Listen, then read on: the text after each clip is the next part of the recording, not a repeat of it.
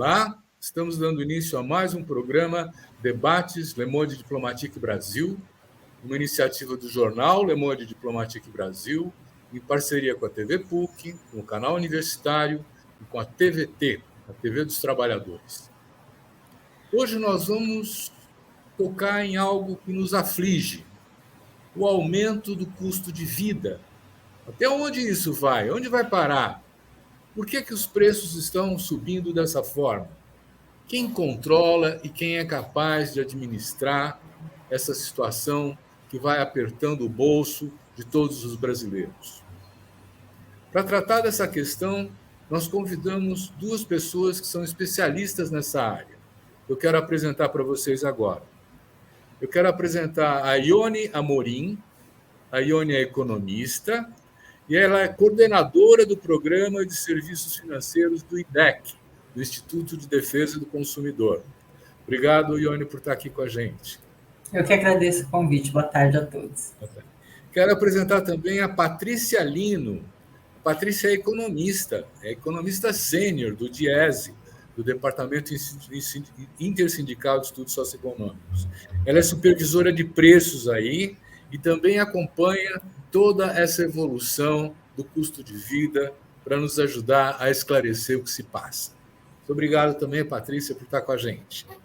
Eu que agradeço o convite. Eu vou começar perguntando um pouco. Eu acho que nós precisamos entender, quando a gente fala custo de vida, o que é isso? Né? Nós estamos falando com a dona de casa, nós estamos falando com o telespectador que tem o seu salário apertado cada vez mais quando vai no supermercado. Então, vamos começar por explicar primeiro o conceito, né? Para depois vocês mostrarem como é que isso vai sendo medido, né? Patrícia, você podia começar contando para nós o que é o custo de vida? O custo de vida é tudo aquilo que se gasta no seu dia a dia, no seu cotidiano. Então, tudo que você compra de alimentos, paga de remédio, paga de plano de saúde, serviços básicos como energia, gás, então, tudo que você gasta. O que acontece é que a gente vai acompanhando os índices de inflação, que a gente chama de índice de preço ao consumidor ou de custo de vida, e aí eles são baseados numa cesta média, previamente definida. Mas eles acompanham tudo aquilo que a gente gasta diariamente. Ione, o custo de vida é igual para todo mundo? Não, com certeza não.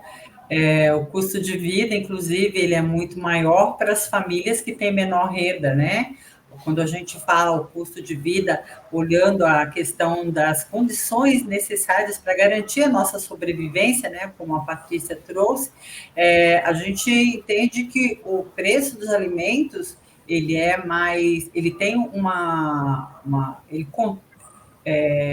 tem uma parcela maior na renda do consumidor do que o consumidor de maior renda. Então, ele não é igual. O custo da moradia, o acesso a bens e serviços acaba tendo diferentes impactos entre um consumidor de maior renda e um consumidor de menor renda. Bom, então nós já estamos começando a diferenciar, né? Quem sofre mais, então, com o aumento do custo de vida é o consumidor de menor renda, né? Com certeza. Patrícia, o DIESE tem um mínimo necessário, indispensável, uma linha de corte para dizer assim, o salário suficiente para atender todas as demandas do custo de vida? Sim, o DIESE calcula mensalmente o que a gente chama de salário mínimo necessário. Ou seja, qual o salário necessário para uma família, a gente considera uma família média de 4 pessoas, então qual o mínimo necessário para uma família poder ter uma vida minimamente digna. E esse valor hoje ele está em torno de R$ 5.500, ou quase, 5 vezes quase o mínimo vigente. E acho que o que chama a atenção nesse valor, porque ele tem como referência a Pesquisa Nacional de Cesta Básica de Alimentos, que o DIESE realiza em 17 capitais do Brasil. Então, esse mínimo, ele acaba sendo uma referência mesmo do que deveria ser um salário digno para o brasileiro. A gente sabe hoje que o salário mínimo vigente é de R$ 1.100, muito menor do que esse necessário, mas em outros momentos a gente observou políticas de valorização real do salário mínimo, tentando um pouco chegar mais perto do que seria esse mínimo necessário. E acho que vale sempre falar que em um determinado período do Brasil, o salário mínimo ele também foi usado para conter a inflação. Então, ele passou a ter reajustes menor do que a inflação medida no mês. E isso fez com que ele fosse perdendo o poder de compra. Porque o problema mesmo, quando a gente fala em alta de custo de vida, é que os preços dos produtos que a gente compra, ou alguns preços começam a subir muito mais do que a renda que a gente recebe. E aí, então, o custo de vida fica apertado, né? Que é exatamente esse momento. Tudo que você precisa não cabe dentro da renda que você tem. Nós temos ideia de qual é a porcentagem dos brasileiros que conseguem ter R$ 5.500 de renda mensal? Ione, eu não preparei essa pergunta assim, na bucha, assim, mas você tem uma ideia? Olha, eu vou falar para você que tenho, até porque agora a gente está debatendo a questão do mínimo existencial dentro do conceito da nova lei que acabou de ser aprovada, a lei de superendividamento, né? E para que a gente possa, dentro dessa lei, tratar da questão de qual é a capacidade de renda de um consumidor para renegociar a sua dívida, então essa questão do mínimo existencial, ela veio muito forte no debate jurídico e aí também econômico, e por conta disso a gente se debruçou sobre esses números, e hoje a gente tem a necessidade de apontar qual é o peso, né? Então a gente tem, com base na última estatística do IBGE, né, o censo de 2017 e 2018, a população com renda até 2 salários mínimos, na ocasião, né, então a gente está falando de 2018, era de 22% dos brasileiros. 45 milhões de brasileiros têm renda até 2 salários mínimos. E entre 2 e 3, mais 18 milhões de brasileiros. Então, se nós atualizássemos para os números de hoje, a gente está falando que aproximadamente 40% da população ganha até 3 salários mínimos. Então, é uma parcela bem expressiva da população que tem um rendimento muito pequeno comparado à necessidade que a Patrícia trouxe, né, do que seria o salário mínimo ideal. Então, a gente tem aí um problema bastante expressivo, porque a renda não alcança sequer metade dos gastos que essas famílias necessitam para se manter durante 30 dias, né? Você falou em 3 salários mínimos, né? Isso é 3.300 hoje em dia. Perfeito. Abaixo de 3.300 tem 40% da população. Quer dizer, se nós colocarmos esses 5.500 que o Diese está apontando, isso vai subir, né? Sim, sim, certamente a gente vai para um outro patamar da renda das famílias.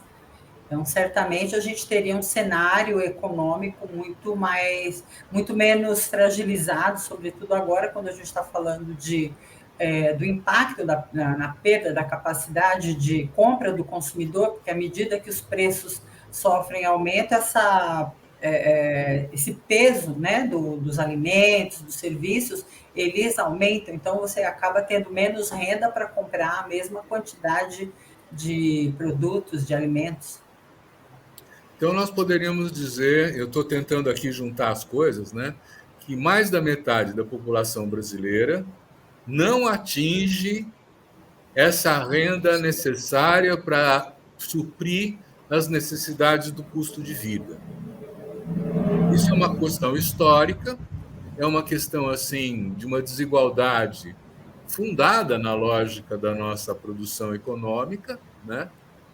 E quem sofre mais é essa parte mais pobre. Muito bem. A pergunta que eu faço agora é como é que se perde poder aquisitivo ganhando a mesma coisa? Quer dizer, se você tem 1.100 de salário em janeiro e você tem 1.100 de salário em dezembro do mesmo ano, como é que essa pessoa perdeu o poder aquisitivo? Quem quer responder? Eu posso responder. Por exemplo, se você ganha 1.100 ao longo do ano, né? E em janeiro você paga R$ 100 de conta de luz, e em dezembro você está pagando 200, isso significa que você gastava R$ 100 da sua conta e passa a gastar 200, então sobra 900, antes sobrava 1.000. Então, é nesse sentido, o aumento do preço dos bens básicos, né? Por exemplo, se você pagava 80 do gás de botijão e passa a pagar 110 pelo botijão, você perdeu, então, de diferença mais R$ 30. Então, você tem R$ 130 da luz e do botijão a menos. Então, isso significa que você vai comprar menos coisa, porque seu salário é igual, só que aquilo que você paga sempre, você está gastando mais para poder comprar os mesmos bens. Então, isso que se chama perda do poder aquisitivo da renda. A sua renda é igual, só que você vai cada vez menos comprando bens. Então, se você ia ao supermercado com R$ 100 no início do ano e comprava 1 quilo de carne e 2 pacotes de arroz, enfim, de 5 quilos, se você for hoje, você provavelmente vai comprar menos carne e menos arroz, porque o preço desses bens eles subiram muito. Só para dar um exemplo, em 2020, o aumento do arroz foi de quase 100%. Então, ele dobrou de preço entre abril e dezembro. Então, com isso, se a sua renda ficou igual, você vai comer menos arroz, porque o gasto, o dinheiro reservado para comprar arroz continua o mesmo, só que o preço é muito maior. Então, se a gente coloca isso no conjunto de bens básicos, acaba, então, interferindo muito, principalmente para as famílias de baixa renda que não têm reservas para poder comprar mais. Então, a renda é contada, justa. Patrícia, continua com você. Por que subiu 100%? Se a gente não tem... Se a inflação está em quanto? 5%, 6% hoje em dia? Isso. Exatamente. A gente teve em 2020, acho que é uma alta muito grande de alimentos, enquanto que o INPC acumulou em 2020 5%, os alimentos, eles acumularam um aumento de quase 20%. Então, e aí, você tem um conjunto de alimentos que é pesquisado. No caso do arroz e do óleo de soja, o aumento foi superior a 100%. E por quê? Porque a gente está exportando. Nós temos uma taxa de câmbio hoje muito interessante para quem exporta, ou seja, o produtor ele planta aqui, manda esse produto para fora, o dinheiro que ele recebe é em dólar e aí ele chega aqui e multiplica isso por 5. Então ele tem um lucro muito grande. Ao mesmo tempo, o produtor ele olha para o mercado interno brasileiro e vai ver o quê? As famílias empobrecidas, que perderam seus empregos por conta da pandemia, e gente que está comprando cada vez menos. Então, o que ele faz? Ele manda tudo para fora, porque é bem mais lucrativo. Então, a gente vê isso em grande parte dos produtos básicos, no momento de pandemia. E eu acho só que vale dizer o seguinte, que no momento de pandemia, todos os países seguraram as suas exportações de alimentos, porque alimento é algo que a gente chama de segurança nacional. Então, o país passando por uma crise sanitária, sem saber como vai ser, o que ele faz? Ele segura seu alimento para não faltar para a sua população. Mas aqui dentro do Brasil, o que aconteceu é que a gente exportou, foi exportando arroz, exportou açúcar, exportou café, segue exportando a carne. Então, o brasileiro não come mais carne de primeira, né? Quem come a nossa carne é a China. Aqui sobra o osso. Então, realmente, a gente, um momento de perda de emprego associado com o aumento de exportação, numa taxa de câmbio favorável a essa exportação, trouxe para o nosso país o aumento do preço do produto na prateleira em plena pandemia. Mas, Ione, não tem aí um papel do Estado? Ele não tem que ter, por exemplo, estoques reguladores? Ele não pode proibir a exportação para garantir a alimentação do brasileiro? Pode ou não pode? Ele deveria fazer, né? Mas como a Patrícia colocou, até as reservas de segurança foram colocadas à venda para garantir essa valorização proporcionada pelo câmbio, né? Pela desvalorização do real frente à moeda estrangeira. Então, essa situação, o governo simplesmente deixou acontecer com os preços, né, das commodities, dos preços que são dos produtos de exportação que já são estabelecidos em moeda estrangeira, e aí você vende os estoques de segurança alimentar, você tem o desabastecimento e o pouco que fica aqui acaba sendo referenciado por esse preço internacional. Então, é duas vezes punitivo pelo brasileiro, né? Porque primeiro ele não tem acesso ao bem, quando tem acesso está com preço extremamente elevado. Então isso faz com que uma parcela da população, aí como eu estava trazendo a pesquisa da POF, né? Pesquisa de orçamento familiar do IBGE, que aponta ali que as famílias de baixa renda elas gastam 39% da sua renda com alimentos, enquanto as famílias de maior renda, ali nas faixas de 25 salários mínimos, acabam gastando apenas 7% da sua renda com alimentos. Então, é extremamente cruel e a política de governo, infelizmente, não está atenta a essa necessidade de revisão da política. Ione, mas não tem a Conab, não é a Companhia Nacional de Abastecimento, ela não tem a obrigação de ter estoques desses produtos essenciais para poder, inclusive, regular preço de mercado? Essa seria o que a gente espera das autoridades governamentais no cumprimento do seu papel. Mas, infelizmente, a gente vive um momento de muita exceção no país, em vários sentidos, inclusive nessa questão também, infelizmente. Olha, eu estou vendo aqui nos jornais hoje. Diga. Eu ia falar que os dados da Conab, eles mostram que já desde 2016 o Brasil foi abandonando essa política. Então, você deixou de ter estoque de arroz, deixou de ter estoque de feijão, deixou de ter estoque de milho, enfim, de vários produtos que são extremamente importantes, esses estoques foram deixados de lado. Então, o que você vê hoje é uma privatização de silos, dos armazéns públicos, enfim, é um abandono mesmo. E aí, acho que um pouco passa pela orientação do governo, né? O governo é um governo que prega, né, a não intervenção, né, e prega a privatização. Então, abandona-se as políticas agrícolas e aí a gente vê o resultado de quando você não tem nenhuma provisão. Não adianta, alimento e segurança nacional. A gente não pode deixar a população à mercê do lucro de determinados setores da economia, enquanto que os demais passam fome. É bem complicado. O que é cruel até, Patrícia, porque nós somos um país que tem uma liderança na produção de alimentos e esse descasamento, né, da política interna para priorizar a alimentação da população.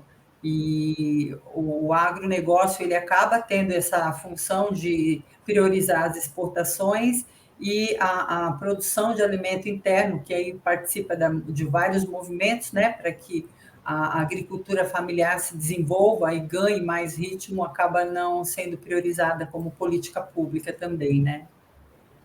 Então, aí vocês falaram, inclusive, da agricultura familiar, que é quem produz a comida, né? Porque o agronegócio não produz comida, né? Produz insumos, né? Para alimentar gado, para alimentar porco, né? Quer dizer, a agricultura familiar foi penalizada nesse período agora? Ela foi abandonada. Então, a gente tinha uma agricultura familiar que tirou o Brasil do mapa da fome, com programas tão especiais como o PAA, que é o Programa de Aquisição de Alimentos. Então, o produtor Ele lá no interior, ele foi chamado a diversificar sua produção, né, seguindo um padrão de qualidade, e esses alimentos, então, eles serviram para alimentar todo o entorno dele. Então, assim, e de repente isso foi abandonado, foi deixado de lado porque você achava que o investimento não era assim tão importante. Então, você colocou o Brasil, né, de novo numa rota de fome, abandonando a agricultura familiar e abandonando esses programas de estímulo à produção interna dos alimentos. E aí a gente consegue ver que é por isso que o nosso brasileiro passa fome, né?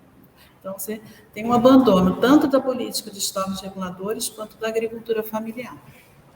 Inclusive, tinha aquela política de botar na merenda escolar o cinturão hortifruti granjeiro das cidades, né? Isso, exatamente. Tomate, alface, cenoura, pepino, ia parar nas escolas, né? Na alimentação das crianças, não é isso? Isso, exatamente. Bom, eu queria trazer uma outra questão para vocês. Porque o custo de vida me parece que não sobe só porque subiu o preço do arroz, né? Você tem os caminhoneiros aí ensaiando uma greve no 1º de novembro, porque os combustíveis tiveram uma alta enorme esse ano. A gasolina, hoje, aumentou 74% esse ano, né? Como é que a energia, a luz elétrica, o combustível, que são, vamos dizer assim, condições básicas para fazer funcionar a economia, como é que são regulados esses preços? Então, eu acho que a Petrobras, né, que ela tem uma política desde 2016 que é de igualar o preço nacional ao preço internacional. Então, desde 2016, né, num discurso de que a Petrobras necessitava ser lucrativa, então a gente passou a acompanhar o preço nacional, acompanha o preço internacional e acompanha todas as mudanças de preço, somadas à desvalorização da moeda. Então, quando desvaloriza o câmbio, o dólar fica mais caro, como a gente diz, então a gasolina também sobe, o diesel também sobe, e também o gás de botijão. Então, essa política, a partir de 2016, é uma política extremamente lucrativa para os acionistas da Petrobras. Então, eles vêm lucrando muito porque a nossa gasolina, o nosso álcool, desculpa, o álcool não, mas a nossa gasolina, o diesel e o gás de botijão, eles estão pareados ao preço internacional. Porém, quem vem pagando por essa lucratividade da Petrobras é o brasileiro também, na hora que ele vai abastecer seu carro, na hora que ele vai pegar o transporte público, na hora que ele vai comer o alimento numa cidade em que precisou passar pela distribuição desse alimento, então ele vai pagar mais caro. E também paga as famílias que usam gás de botijão. Tanto é que o gás de botijão custava R$40 em 2015 e hoje ele custa 110. Então, eu acho que essa questão é muito importante, porque gasolina, diesel e gás de botijão são energias ou para as residências ou para toda a nossa economia. Esses aumentos de preços, eles vão se espraiando. Então, além de ter um problema na oferta de alimentos, você tem agora um problema na distribuição dos alimentos, porque isso fica mais caro. Então, isso tudo faz com que você tenha uma pressão da inflação. E essa é uma pressão em cima de alimentos, de bens básicos. Então, essa pressão é ainda maior, como disse, como se falou no início do programa, em cima das famílias de baixa renda, porque não tem para onde correr. E vai desorganizando a economia, né, Patrícia? Porque você tem a falta do produto, você tem o custo do transporte, você tem o custo da energia, que são todos os preços dos serviços essenciais que estão sendo afetados por diferentes razões, mas todos eles vão criando um ambiente de desregulamentação. Você passa a não ter mais a noção do preço efetivo dos bens e dos serviços produzidos na economia, não é? Iane, fala para a gente eu entendi por que o petróleo, os insumos e o gás de cozinha, tal, a gasolina, o diesel, subiram, mas eu não sei por que a energia elétrica subiu. Você tem explicação para isso? Vamos tentar responder, não é minha área de especialização, mas vamos lá. A questão energética, a gente passa por crises, né, de hídricas, né? Nós temos uma matriz que é de hidrelétricas e a questão da falta de chuva acaba comprometendo a produção das usinas hidrelétricas, e a gente não teve, na verdade, ao longo desses anos todos, acho que a gente teve uma grande crise em 2001, e já precisava ter uma revisão das matrizes energéticas do país. Há uma discussão para que a gente reduza o uso das termoelétricas por uma questão do uso de combustíveis fósseis. E ao longo desses anos, o que a gente viu foi uma ausência de uma manutenção e reavaliação do sistema de transmissão, de distribuição e geração de energia, e que culminou com essa crise hídrica agora. Então, esses problemas que vão acontecendo dentro do setor, nessas três frentes, produção, distribuição e geração de energia, acabam sendo repassados ao consumidor. Já vem acontecendo já há algum tempo, mas este ano acho que a gente está numa situação assim extrema, até porque a nossa principal matriz está comprometida aí com a baixa volume dos reservatórios.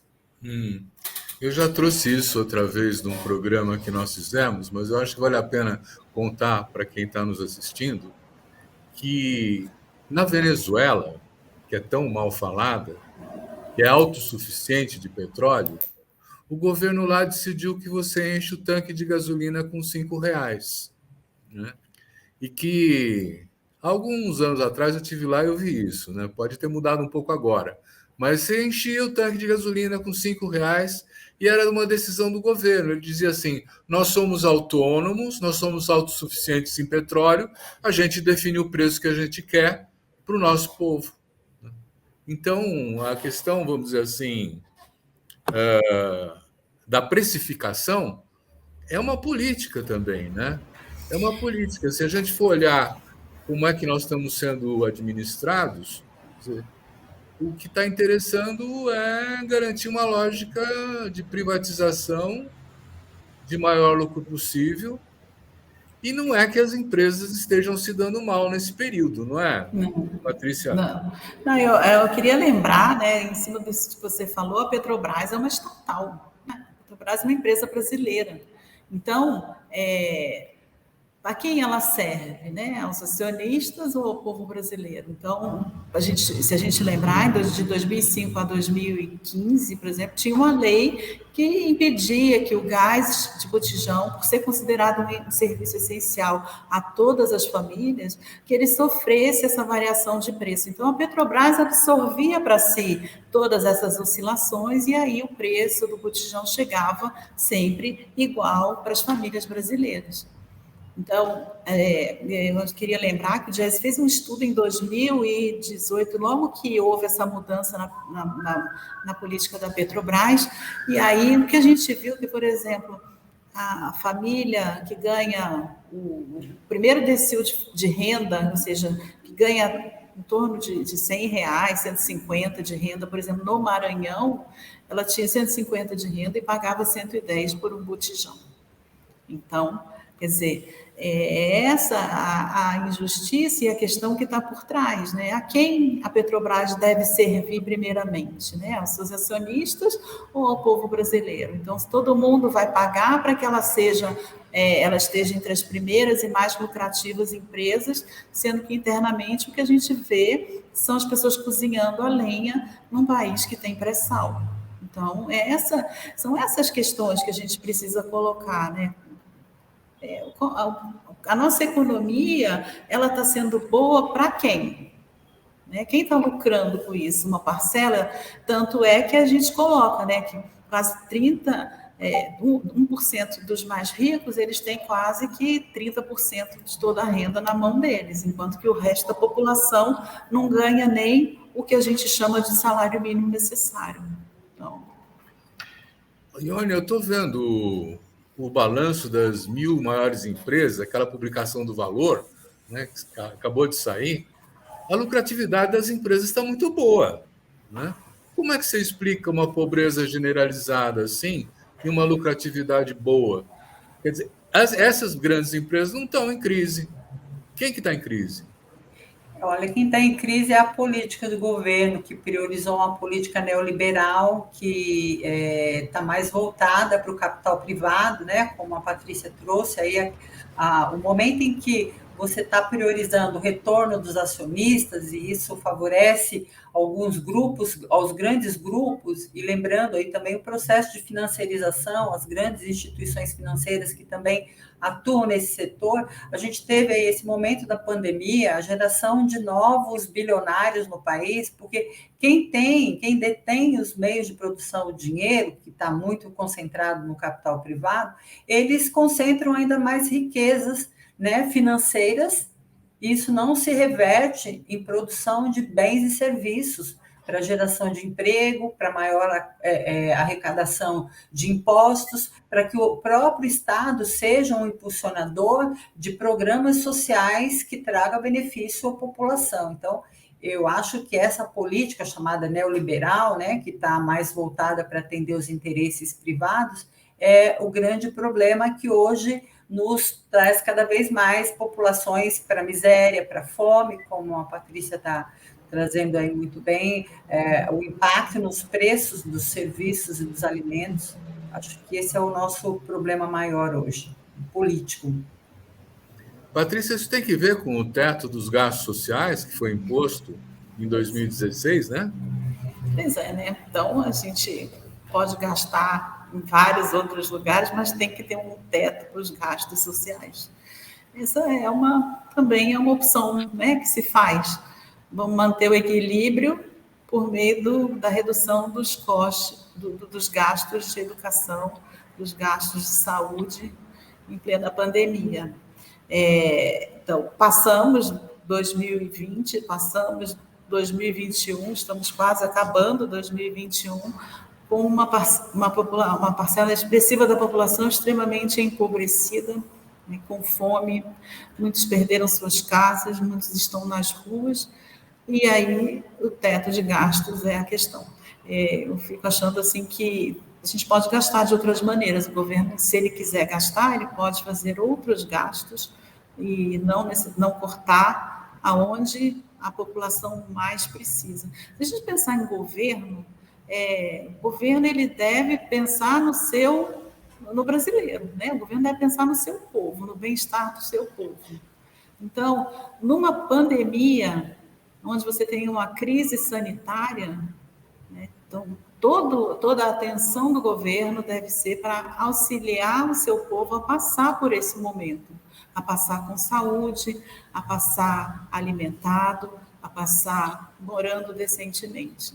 E não é o que a gente vem observando. Então, a gente acha que esse caminha num sentido contrário. Outros países tiveram políticas com auxílio suficiente para garantir o bem-estar da população. Aqui, a gente vem colecionando a alta do preço dos produtos essenciais, né, o aumento do custo de vida, a carestia, porque aí começa a faltar, então, na mesa e na vida dos brasileiros, os produtos essenciais. Vamos começar a falar de como é que a gente enfrenta esse aumento do custo de vida, né? Nós estamos falando de uma inflação esse ano que pode até bater na casa dos 10%, né? Ela já está se encaminhando para isso. Quer dizer, como é que um governo enfrenta o aumento do custo de vida? Ione, quer começar? Nossa, essa pergunta é bem difícil. O governo... Acho que o governo poderia adotar medidas, né, imediatas que possam realmente priorizar a atenção sobre as condições de miséria e fome que a população vem enfrentando desde o início da pandemia, enfim, tirar a população desse quadro com programas. A gente está falando da questão do teto dos gastos, mas é uma necessidade, né? Você tem que priorizar esses recursos para garantir o mínimo de qualidade de vida para a população. Quando a gente iniciou o processo da pandemia, houve uma liberação de recursos para o sistema financeiro na ordem de 1,2 trilhões de reais para socorrer as famílias aí com problemas de endividamento, de crédito, enfim, dar alguma condição para que essas famílias tivessem condições mínimas de passar por esse período. E o que nós assistimos ao longo desse período foi uma piora na situação de endividamento da população. Então, quando a gente fala que hoje a gente chegou numa inflação de 10%, com uma população extremamente endividada, com fome, o que o governo precisa fazer? Ele precisa rever as políticas e voltar, deixar de priorizar a iniciativa privada e focar na sua missão, que é atender a questão social, né? Trabalhar por medidas que vão combater a fome e garantir o acesso da população aos meios de produção e de emprego, sobretudo. Patrícia, quer continuar essa resposta? Porque é realmente complexa, né? É complexa. Bom, primeiro, eu só queria chamar a atenção também, que eu acho que vale dizer que não foi a pandemia que estragou o Brasil, né? O Brasil já vinha num processo de precarização, né? Principalmente no mercado de trabalho, da renda, de um aumento da informalidade, sem que a gente pudesse enxergar onde que foram os tais empregos que a reforma trabalhista iria gerar, que a gente acabou não vendo, né? Então, já ele vinha nesse processo, cresce um pouquinho, cresce um pouquinho, e aí a pandemia pegou de jeito, né? Então, assim, para enfrentar tudo isso é necessário mexer na inflação. A inflação, ela é um problema? Ela é um problema. Adianta subir a taxa de juros? Não adianta nesse momento, porque a inflação não é de demanda. O problema da inflação está no custo, está ali no lado da produção, da oferta. Então, o que a gente tem que fazer? Aumentar a oferta. Ou você mantém parte dessa produção interna, ou você aciona a Conab para que as políticas de estoque reguladores voltem a acontecer, então o governo passe a comprar parte desses alimentos e distribua eles subsidiados. A necessidade do investimento na agricultura familiar, acho que ela, mais uma vez, ela prova a sua importância, ela provou a sua importância no momento de crescimento e ela continua provando a sua importância no momento em que ela é ausente, porque ela está fazendo falta, efetivamente. Então, a gente, para pensar sobre isso. E para a população, olha, eu diria que tem que pesquisar. Porque é isso, como disse a Ione no início da fala dela, né, a inflação bagunça a economia. Então, a gente vê preço de tudo quanto é valor, produto com preços diferentes. Então, é necessária a pesquisa, é necessária a substituição e é necessário cobrar ao governo uma posição para que não deixe as pessoas passar fome. Elas não podem passar fome. Não dá, a fome dói no corpo. E aí você vê muitas pessoas em sofrimento, assim, criando estratégias de sobrevivência. Elas pulam refeição, né, dormem um pouco mais para não ter que comer as 3 refeições porque elas não têm dinheiro. Então, você tem muita iniciativa privada de pessoas que estão socorrendo por meio de cesta básica, quando, na verdade, isso deveria ser um papel do governo, né? O governo, nesse momento, ele tem que auxiliar para que essa miséria e esse empobrecimento eles sejam amenizados por meio de repasse de renda. Existe uma coisa que a gente nunca fez no Brasil, que talvez seja a solução, que é tributar essa faixa aí, esse 1% mais rico. Isso nunca foi falado no Brasil. Mas isso é conversa para outro programa, né, Silvia? Até eu queria fazer um complemento, Patrícia, porque você trouxe essa questão da taxa de juros, né, que está sendo anunciada como a alternativa para conter a inflação, e, de fato, esquecendo que a inflação agora não é uma inflação de demanda. Então, a gente que já vinha de um período anterior à pandemia, com o nível de endividamento da população, porque nossos juros são extremamente elevados, né? São os mais altos do mundo. Então, nós já tínhamos uma população de mais de 60 milhões de pessoas com alto nível de endividamento. Já alcançamos agora o patamar de 75% depois da pandemia. Então, aumentar a taxa de juros para conter a inflação, além de não resolver o problema, vai ainda piorar a situação do consumidor que precisa do crédito. Esse crédito, essa diferença que a gente apontou entre o salário mínimo ideal E o mínimo necessário para garantir a sobrevivência, que lá na pesquisa de orçamento de 2018 já apontava que para quem ganha até 2 salários mínimos, essa renda ela cobre apenas 50% dos recursos necessários. Parte desse recurso ele é alcançado através do crédito, através do financiamento de despesas correntes. Então, o consumidor, ele chega com esse histórico de endividamento e que é muito culpabilizado porque ele não tem educação financeira, porque ele não sabe tomar crédito, mas, na verdade, é por essa combinação de renda insuficiente e juros elevados que a gente vive e que acaba sendo atribuído ao consumidor por não ter controle na hora de usar o crédito. Você sabe que eu estou ouvindo vocês e eu acho bastante elucidativo, mas eu fico pensando assim, a gente não está ousando pensar mudanças mais estruturais, né? Quer dizer, coisas assim que pudessem resolver, não amenizar as coisas. Só para dar uma ideia, quer dizer, tem aquela campanha agro é pop, agro é tech, agro é isso, agro é aquilo, e nós do jornal Le Monde Diplomatique nós fizemos um que chama Agro é Fome, porque a extensão do latifúndio, monocultura, acaba com a agricultura familiar, né? E eu realmente não vejo nenhuma vantagem para o brasileiro ter o agronegócio, porque extrai água, polui, envenena, exporta. Não gera emprego. Lá fora. Não gera emprego. Vocês não acham que a gente Qualidade devia começar a pensar algumas coisas estruturais também para discutir? Quais seriam?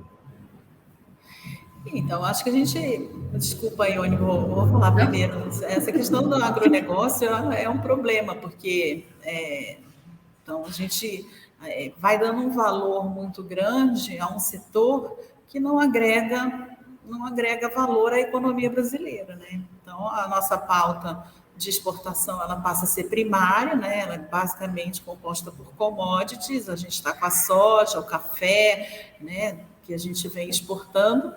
E aí a gente importa todo o resto. E importa caro, né? Porque com essa taxa de câmbio ainda entra mais caro. Então, a nossa indústria acaba ficando numa situação bastante complicada, né? É uma indústria que não cresce, que não gera emprego, que não estimula o setor de serviços de qualidade.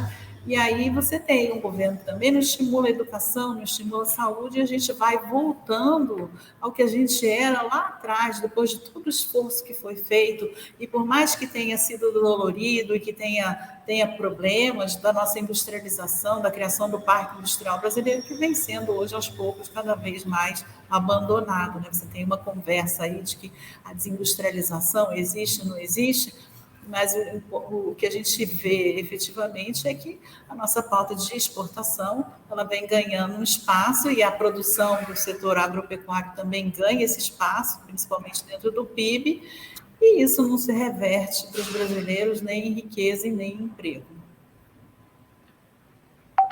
Ione, você quer continuar essa reflexão? Que mudanças estruturais?